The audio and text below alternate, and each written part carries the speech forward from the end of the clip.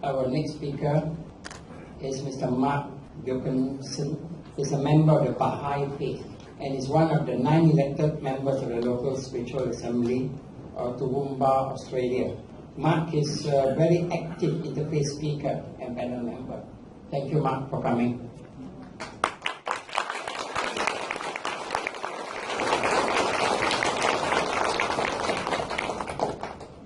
Congressman Jocumsen, Director Judy Chen, religious and cultural representatives, ladies and gentlemen. Thank you very much for the opportunity to join you here in Taiwan to help celebrate the importance of peace and harmony and to advance the process of interfaith engagement and understanding. Just as a bit of background on me, I'm a qualified engineer and currently run my own management consulting business. I grew up as a Christian, but when a university friend asked me why I chose Christianity, I didn't have a good answer. This caused me to embark on a search for truth, which ultimately led me to declare myself a Bahai 16 years ago.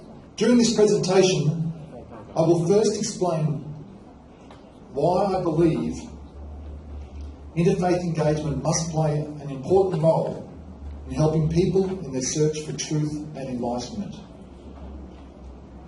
I'll then share a Bahai perspective on interfaith engagement with the help of quotes from our holy texts. My experience with interfaith discussion has taught me to always start by finding a point of agreement. Given that we have such a wonderfully diverse audience from different faith traditions, I'm going to start with one thing I'm confident that most of us can agree on. We want to know the truth. Somehow we need to find a paradigm that allows us to all believe we are on the path to truth while following different religions.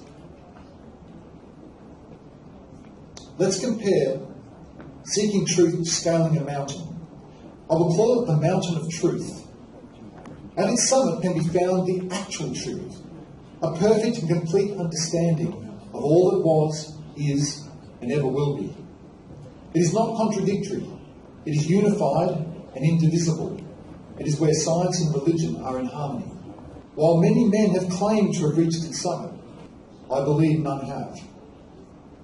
Currently, people of different religions and sects are at different points on that mountain, following different paths, all leading towards the truth at the summit.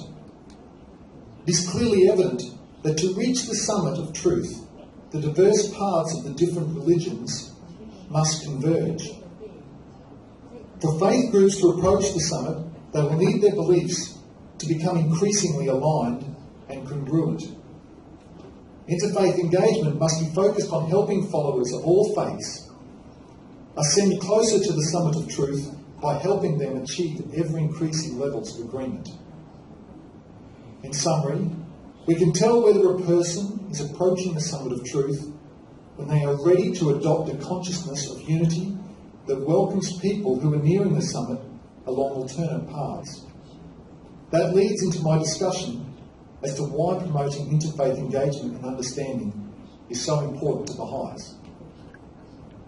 For me, to include some quotes from our holy writings, I thought it first necessary to introduce you to Baha'u'llah and the Baha'i faith. The Baha'i faith is a fully independent world religion. Its fundamental purpose is to promote the oneness of God, the oneness of religion, and the oneness of mankind. Since its inception in 1844, the Baha'i faith has embraced adherents from virtually every country and every ethnic, cultural, and socio-economic group. With more than 5 million followers, it is among the fastest growing of the world's religions and the most geographically widespread independent religion after Christianity.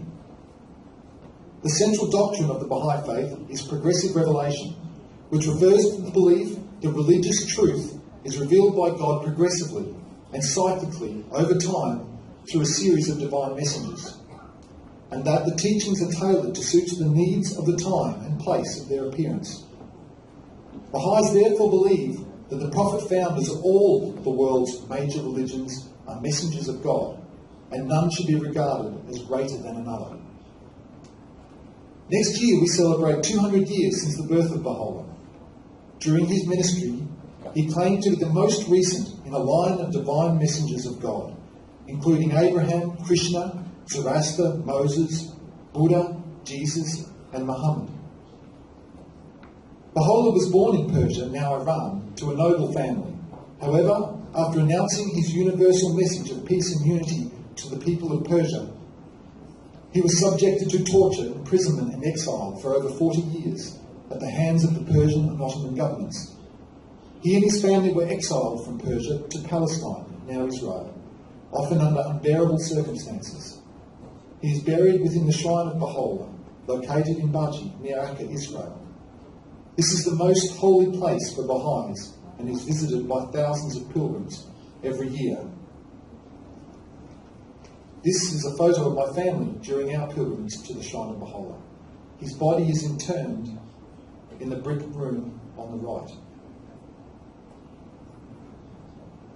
Through his life and holy writings, Baha'u'llah taught that humanity has collectively come of age and must now become united in a peaceful global society built on the fundamental principles of the oneness of humanity and the abandonment of all forms of prejudice, the essential unity of the world's great religions, the harmony between science and religion, equal opportunities, rights and privileges for men and women, universal education, adoption of an international auxiliary language, independent search for truth, free from prejudices, application of spiritual principles to eliminate extremes of wealth and poverty, and the establishment of a world federation based on security and justice for all. To understand why promoting interfaith engagement and understanding is so important to Baha'is, you need to first understand how we view the purpose of religion. Baha'u'llah revealed the fundamental purpose animating the faith of God and his religion is to safeguard the interests and promote the unity of the human race and to foster the spirit of love and fellowship amongst men. Second, it is important to understand that Baha'is view the Prophet founders of all the major religions as having equal authority and divinity. We see them as all playing a critical part in the progressive spiritual and social education of mankind. Baha'u'llah explained, every prophet whom the Almighty and peerless Creator hath purposed to send to the peoples of the earth hath been entrusted with a message and charged to act in a manner that would best meet the requirements of the age in which he appeared. God's purpose in sending his prophets unto men is twofold. The first, to liberate the children of men from the darkness of ignorance and to guide them to the light of true understanding. The second is to ensure the peace and tranquility of mankind and to provide all the means by which they can be established. This diagram seeks to explain the concept of progressive revelation more clearly. The sun represents God, whose light of guidance is shared with mankind via periodically sending divine messages to help mankind progress to ever-increasing levels of spiritual understanding and unity. For example, Christ ushered in love and unity among individuals. Muhammad brought love and unity among tribes, and now Baha'u'llah has come to complete the unification of mankind as one loving, peaceful and just civilization. As to why there are some different social teachings between religions, Baha'u'llah explained, these principles and laws, these firmly established and mighty systems, have proceeded from one source and are rays of one light. That they differ from one another is to be attributed to the varying requirements of the ages in which they were promulgated. For Baha'is, interfaith engagement has a far loftier purpose than simply achieving tolerance, respect and harmony among people of different faiths. Baha'is see the interfaith movement as critical to achieving planetary justice, prosperity and unity. There are three stages. First, leaders and followers of different religions must learn to engage with each other in a spirit of love and understanding. Baha'u'llah directs us as follows. Wherefore, O my loving friends, consort with all the peoples, kindreds and religions of the world with the utmost truthfulness, uprightness, faithfulness, kindliness, goodwill and friendliness. that all the world of being may be filled with the holy ecstasy of the grace of Bahai, that ignorance, enmity, hate and rancour may vanish from the world, and the darkness of estrangement amidst the peoples and kingdoms of the world may give way to the light of unity. Secondly, religious leaders must come to agreement that all the major religions are from God, and all have an important role to play in advancing mankind.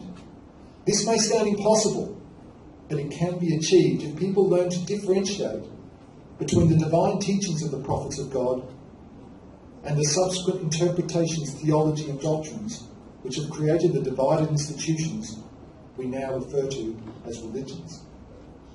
Bahai says, there can be no doubt whatever that the peoples of the world, of whatever race or religion, derive their inspiration from one heavenly source and are the subjects of one God.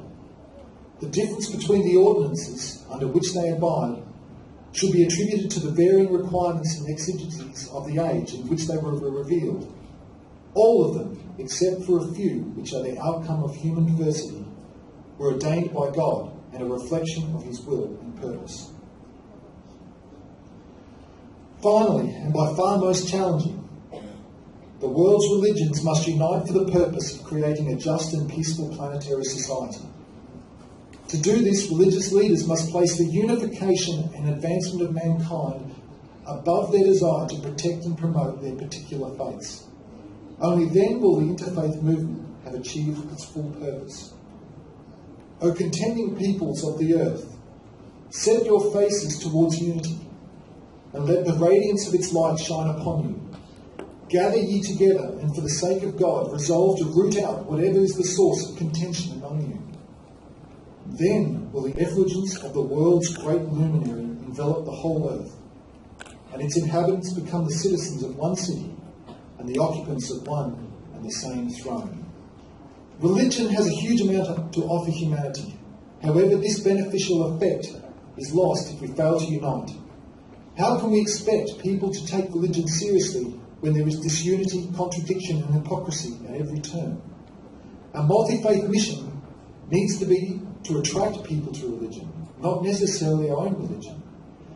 The risk is not that people will change religions, is that they will turn their back on religion altogether.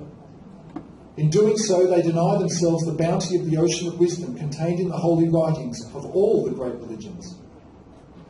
If discerning rational people find the doctrines of our major religions are not contributing to global peace, harmony and unity, then they are fully justified in respectfully challenging the truth of these beliefs.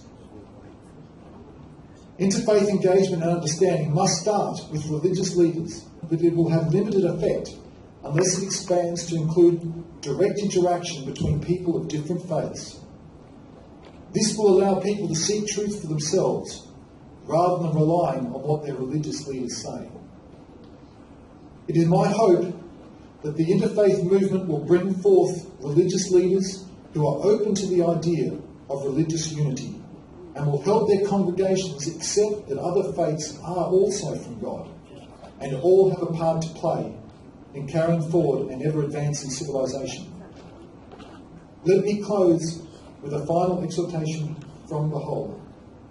Our hope is that the world's religious leaders and the rulers thereof will unitedly arise for the reformation of this age and the rehabilitation of its fortunes. Let them, after meditating on its needs, take counsel together and, through anxious and full deliberation, administer to a diseased and sorely afflicted world the remedy it requires.